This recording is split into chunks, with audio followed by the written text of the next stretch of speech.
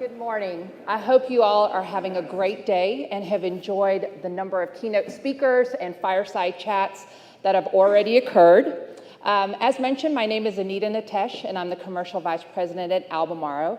And I am very excited to welcome you all to our panel today. And more importantly, I'm honored by my esteemed panelists that are sitting here next to me that are going to make sure that we have a very exciting debate and have some interesting conversations around pricing. So today our discussion is really going to be around the importance of battery raw materials and the idea of a super cycle. So all of us know battery raw materials play a crucial role in powering technologies that drive our modern world. And I'm certain that each and every one of you every day is thinking about this or using battery raw materials to help shape decisions and influencing the future of the EV world. So before we get started, I'd like to ask each of my panelists to introduce themselves briefly and share with you their name, their company, and the role they play within the industry. So go ahead, Andrew. Good morning, everybody. My name is Daniel Jimenez. I'm the founding partner of Fastmarkets, a lithium-focused consulting company, which I started 5 years ago. Prior to that, I worked 28 years at SQM, where I had, among other things, for 10 years I was Senior VP Commercial, so doing something similar to what Anita is doing today in Albemarle. My name is Rodney Hooper. I'm a partner at RK Equity, along with Howard Klein.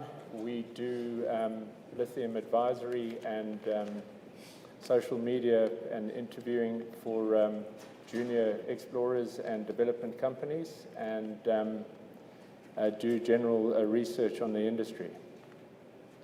Yeah, I'm William Adams. I'm a metals analyst at Fastmarkets, covering sort of base and battery raw materials. And, Andrew Timbers, I'm a managing director at Goldman Sachs within our investment banking division.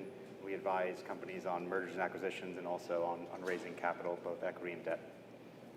Joe Lowry, Global Lithium, an advisory firm, and Albemarle's new best friend. Ashish Patki, I'm the Director of Business Development and Market Intelligence at Arcadium Lithium. I joined FMC in 2010, so have been with FMC, Livent, and now Arcadium Lithium. Okay, great.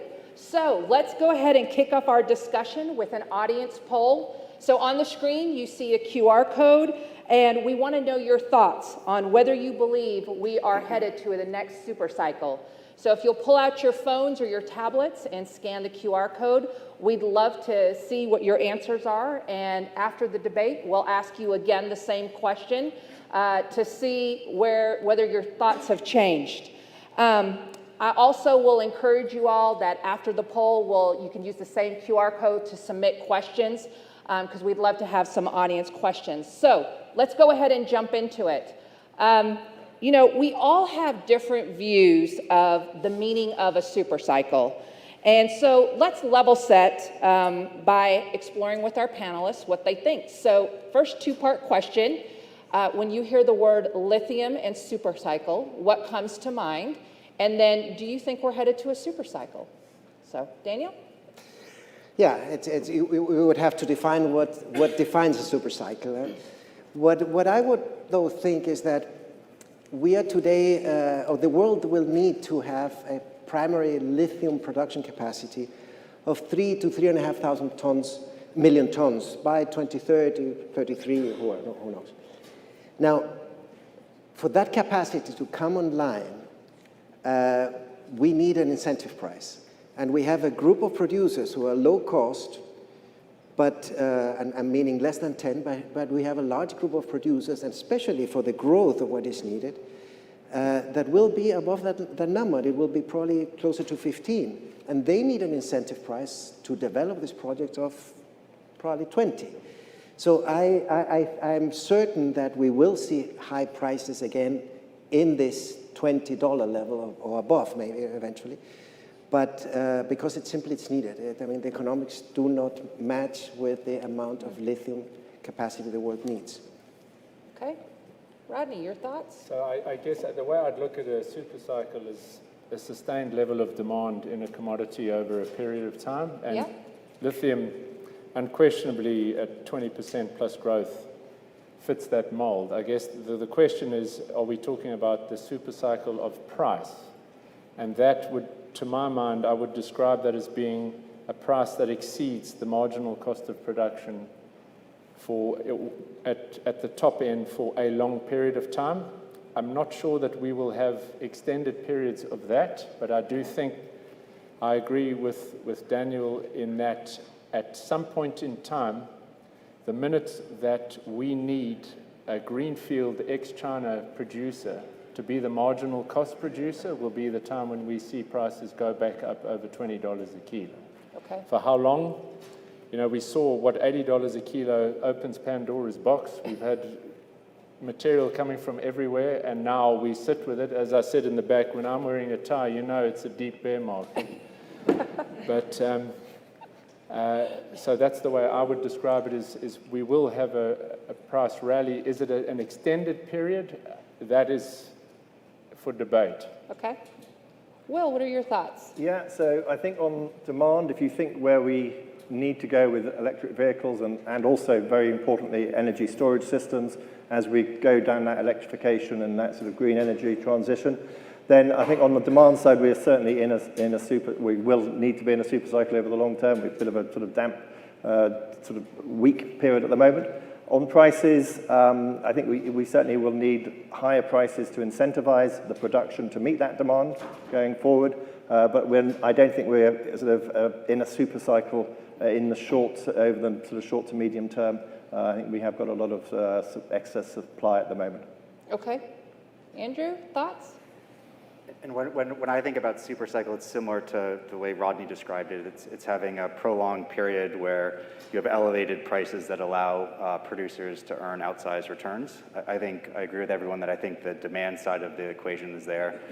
The other key ingredient is obviously having discipline on the supply side. And I think, unfortunately, what we've seen is there is meaningful swing production, notably coming out of China and also East Africa. And I think, at least in the near term, the demand, while it continues to track to see kind of elevated prices probably above 20 or 30 over the next 5 years is probably challenging to see with that kind of swing supply being out there. Okay. Joe? This is my favorite guy from Goldman Sachs, by the way. I just want to make that clear out of the blocks. I will take the cop out that I reject the whole idea of super cycle because it's a commodity expression. And if anybody's ever listened to my podcast, they know I don't believe lithium fits the definition of commodity yet.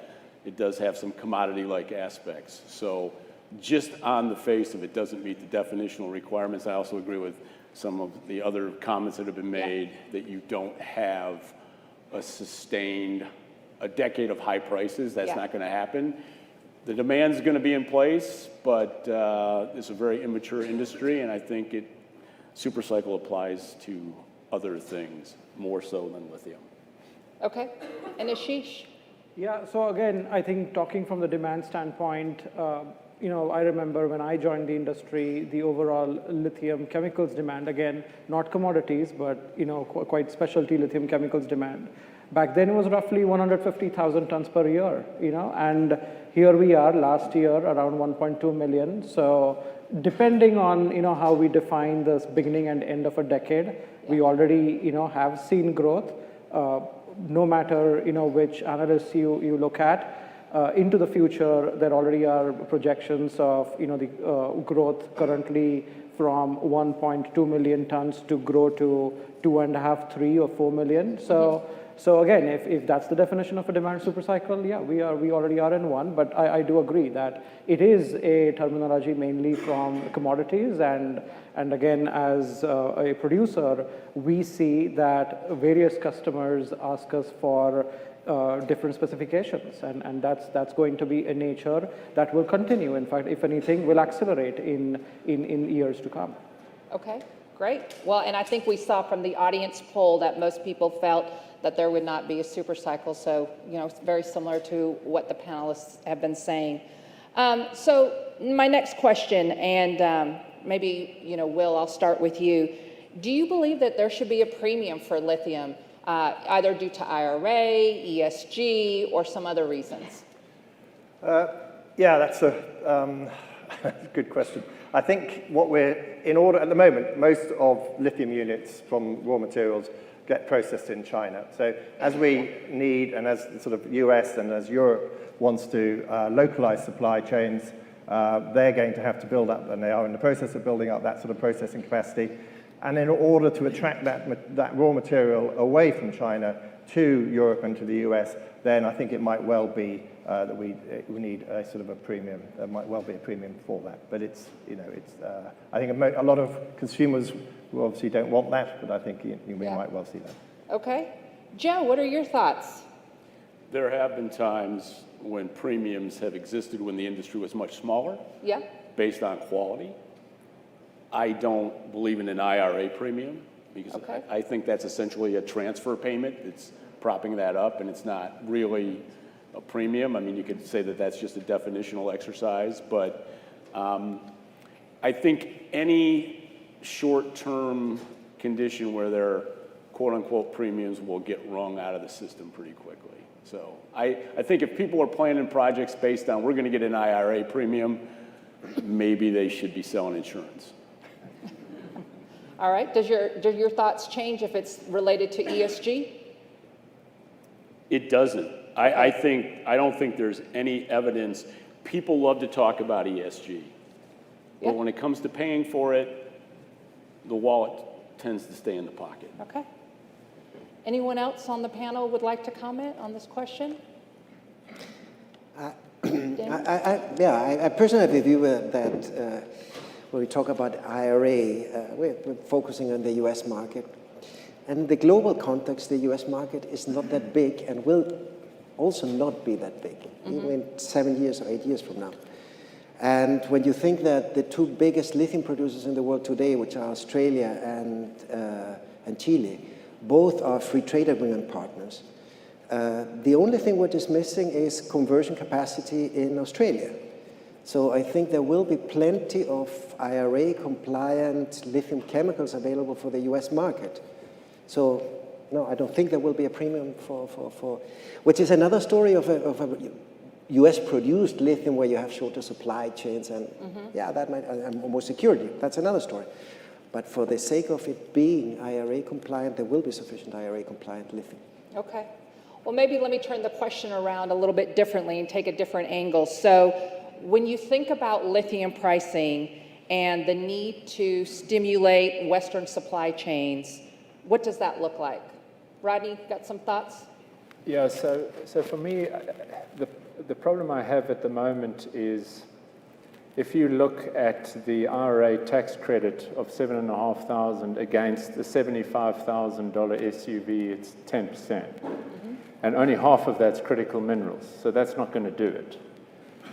My belief is if you are going to actually do the conversion from ICE to EV, you're attacking the wrong end of the market. The market is in the mass segment of sales, which is around, let's call it the $40,000 level.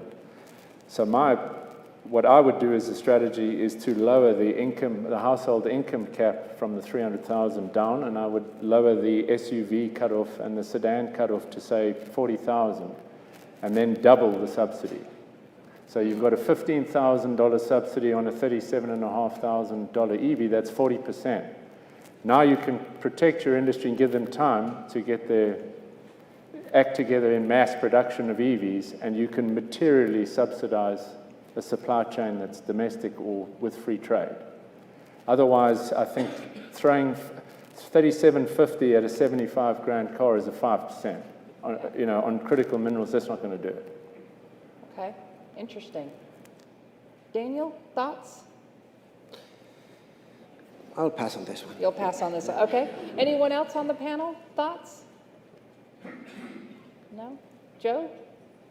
Let's move on. If you've got a comment, share it. I don't. Okay. But there's other questions up here that I think deserve comment. Okay. Well, we'll get to those in just a second. So in current market conditions, there's always a debate on the accuracy and relevance of current price indices for lithium as well as the other critical battery raw materials. How do you envision the future of price indices?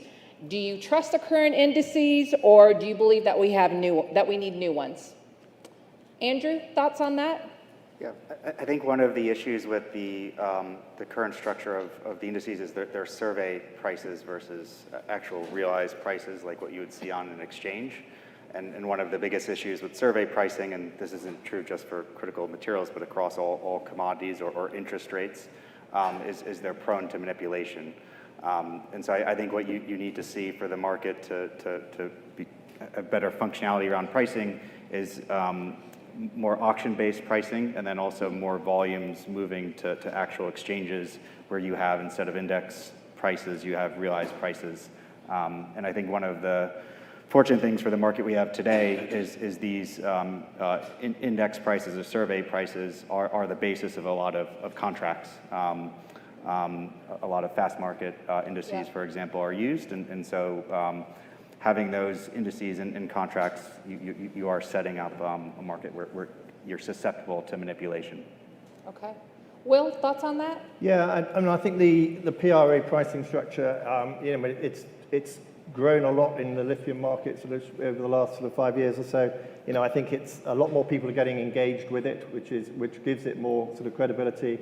It gives it more an accuracy, and we're seeing all the time more and more people are sort of getting involved in those price assessments.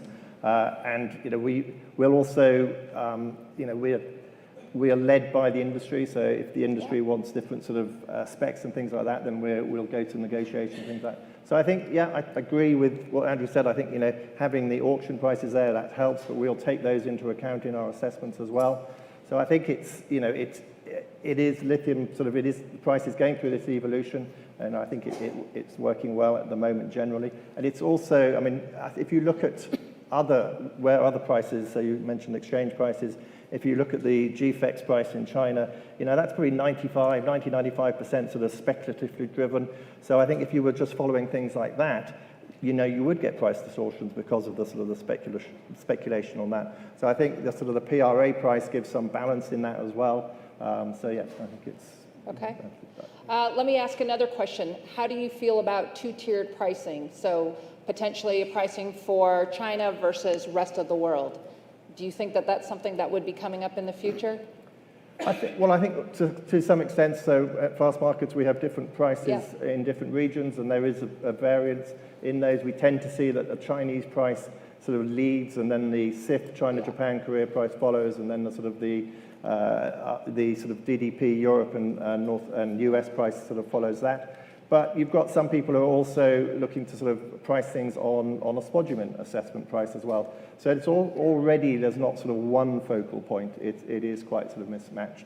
And it could develop, it could go that we could go down sort of like on the processing side, we could go down sort of the treatment charges routes, that sort of thing. So I think there's still quite a lot of sort of convergence needs. Okay. Rodney, thoughts on that? Yeah, I guess in the end, it's always, who pays the price?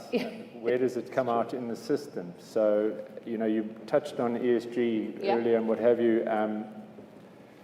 Again, if you put a carbon border tax, etc., it has to work its way. So if you charge a tax, does it become a benefit somewhere in the system to net off? So the challenge is getting EVs to be mass-produced, again, in the market segment where most of sales occur.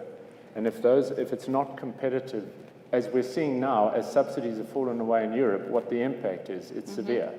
So in principle, two-tier pricing is a good thing, but or anything that's related to, ultimately, which the objective is to lower carbon emissions, which seems to get lost in the discussion often.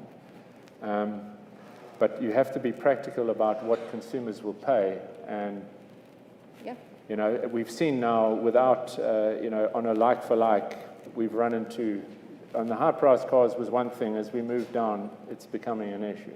Yeah. Okay.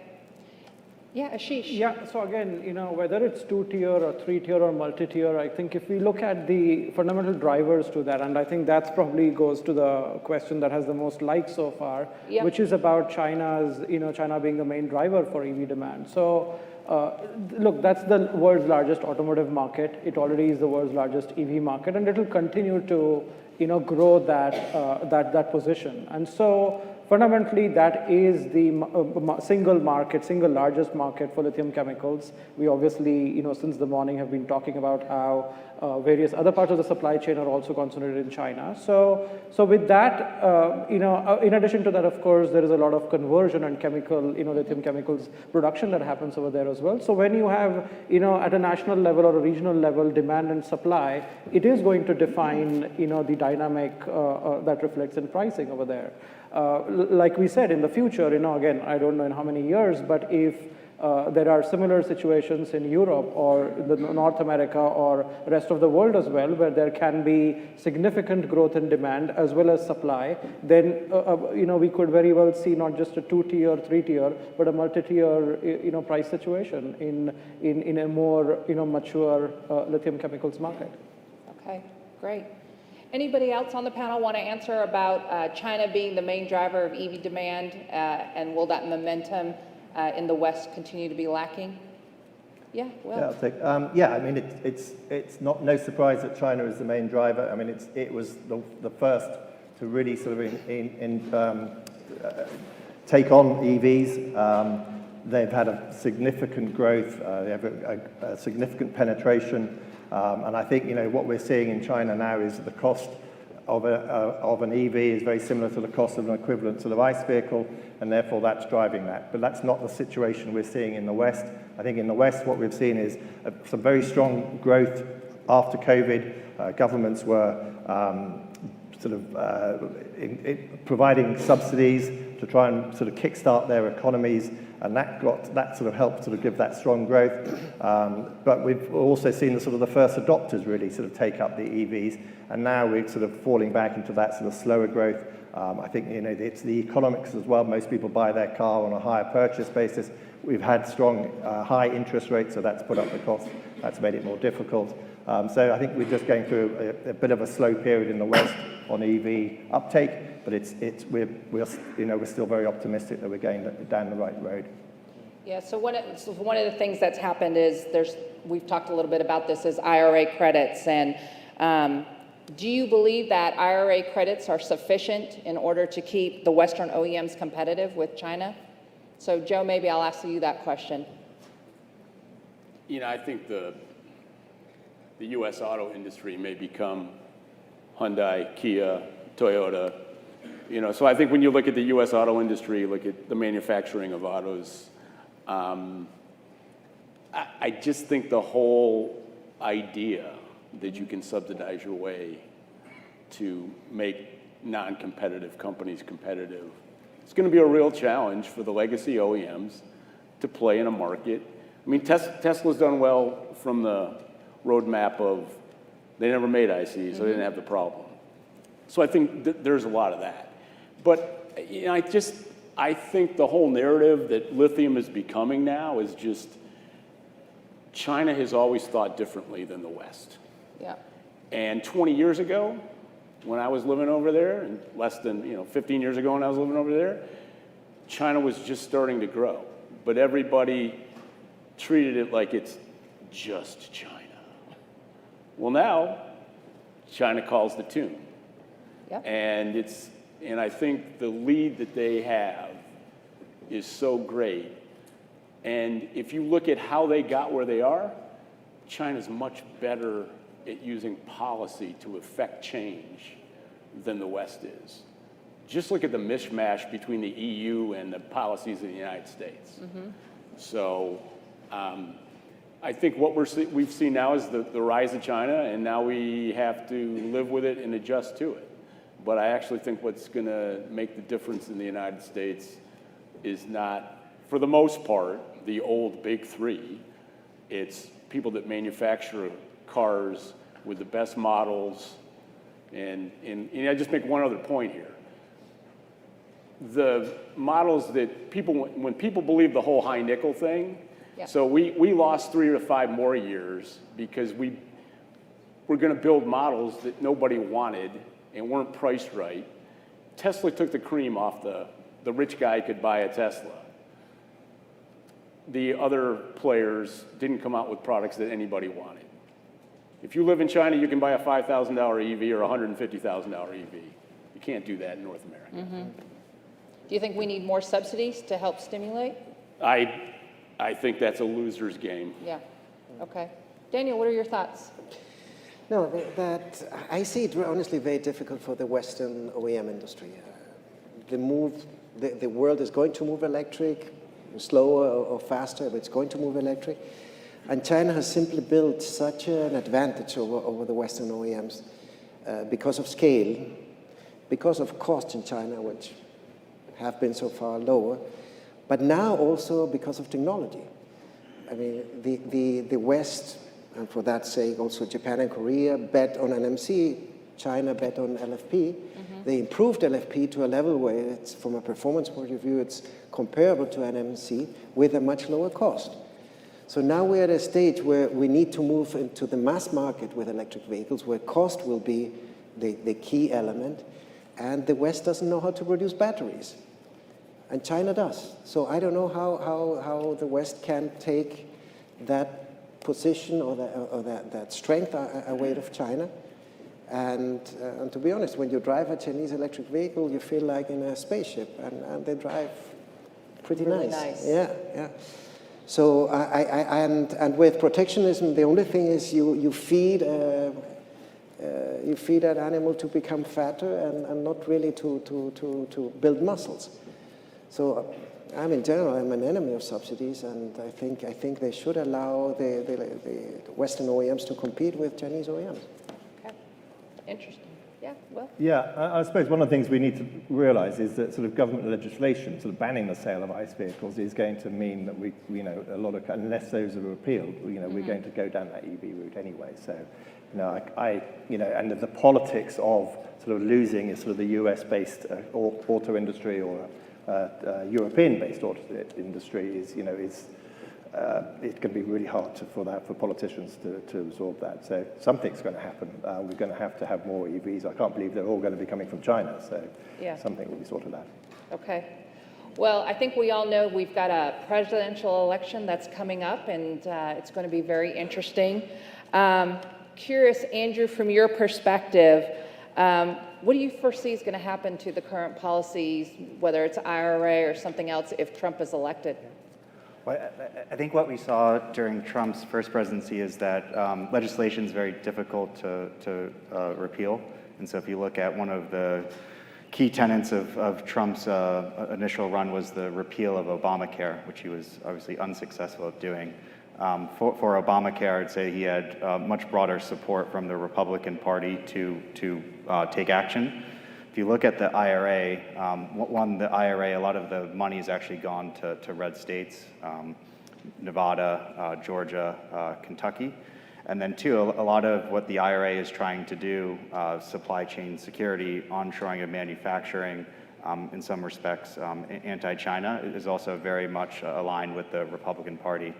I could see Trump, and he's obviously been quite vocal about some of the things he doesn't like, being more aggressive towards some of the tax incentives that are available for renewables, and potentially some of the tax incentives for EVs, but we don't see a kind of a wholesale repeal of the IRA. Okay. Rodney, what are your thoughts looking at it from the EU, looking at the US?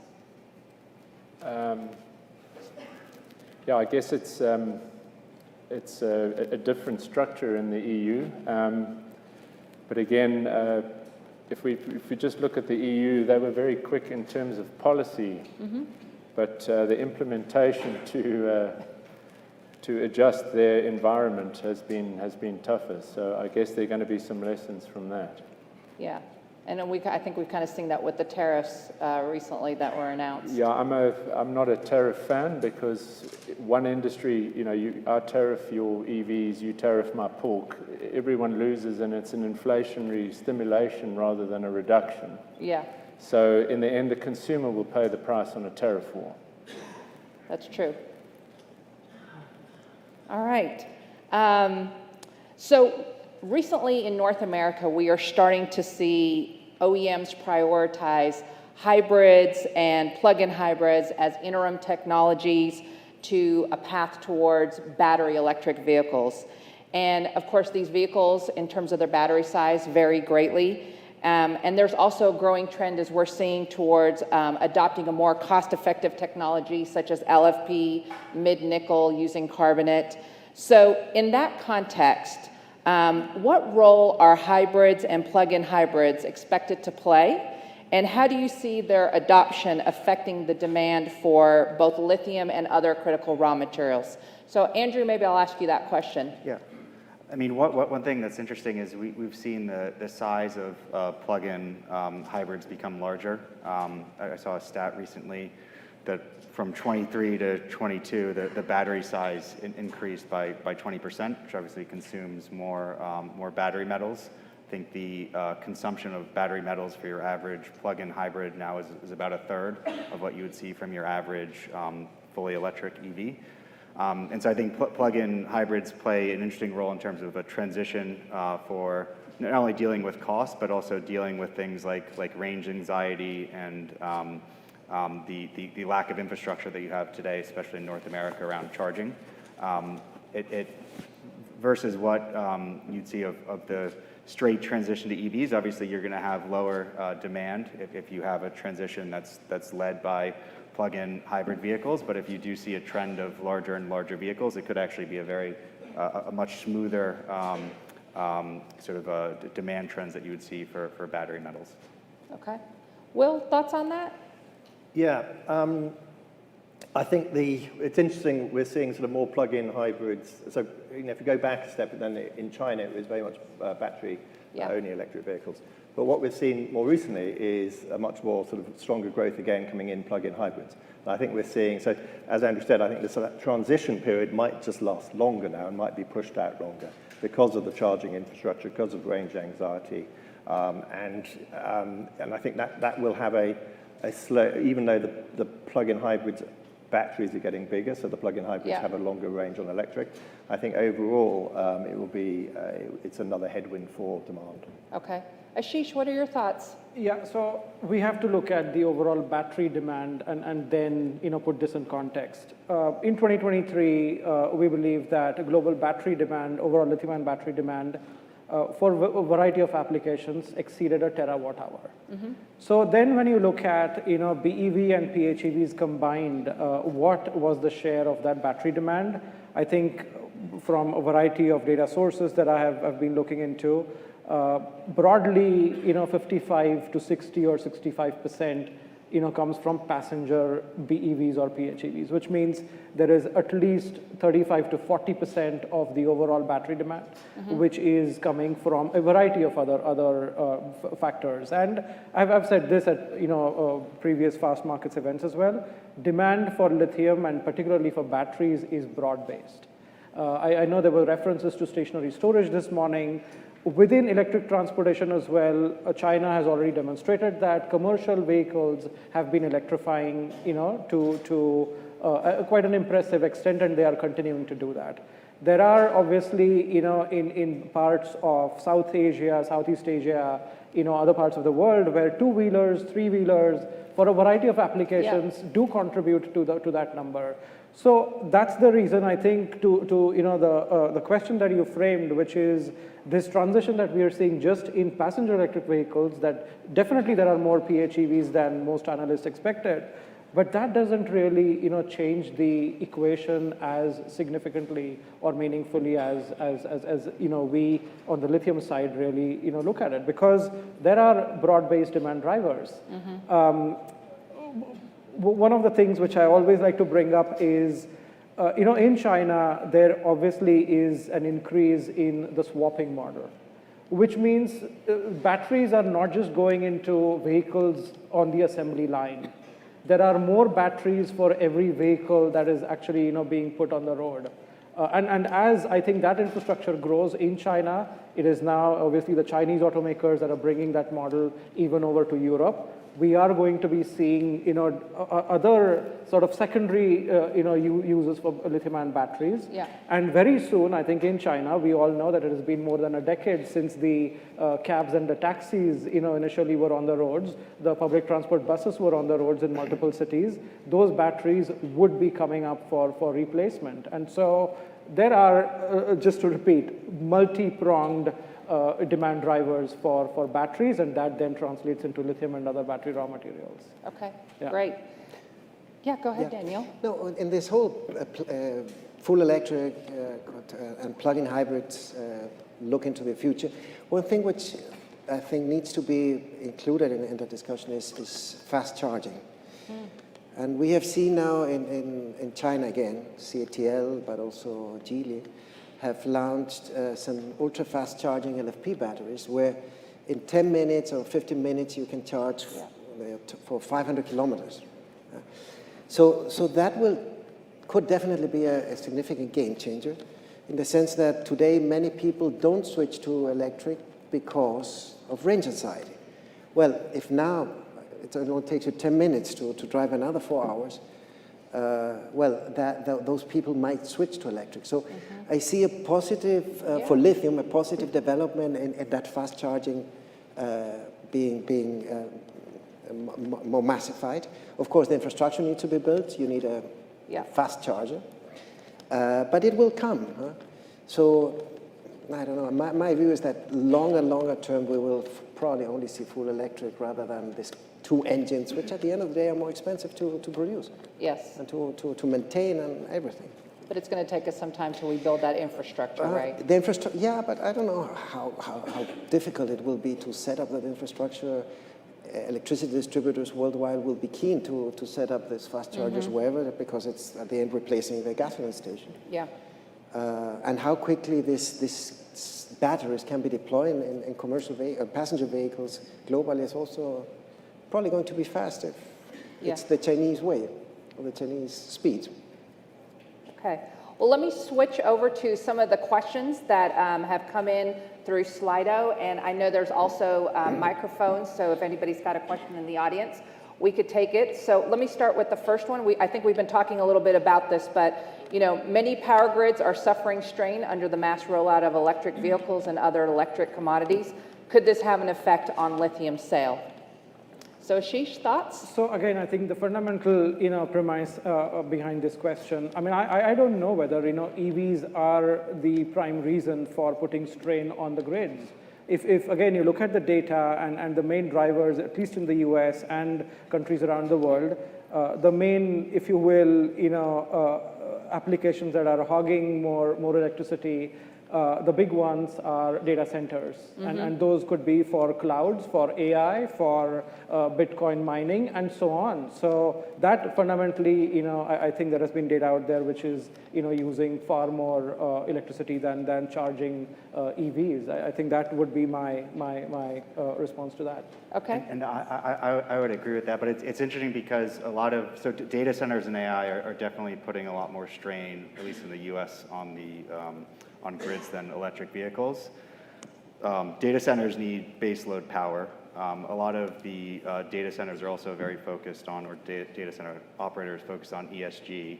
And so what you could see, I think initially you'll probably see being plugged into the grid, and you'll have gas and coal and a little nuclear. But eventually, I think a lot of these operators would like to transition to more renewables, which could lead to demand for batteries. So if you have solar, wind, and you want baseload, you need batteries. And so I think, agree with Ashish, I don't think that electric vehicles are putting strain on the grid. I think it's AI and data centers, but I think that could actually be a very interesting growth driver for lithium and other battery metals.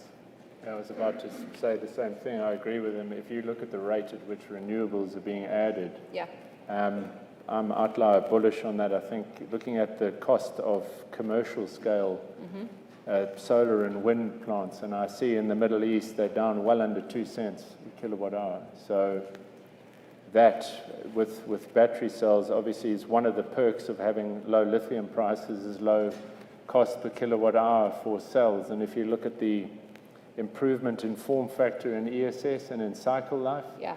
it's getting more and more, they're already over 300, they're heading to possibly 500 amp hours and 12,000 cycles.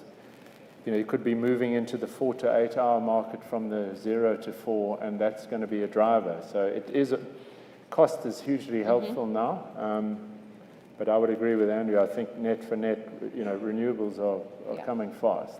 Okay.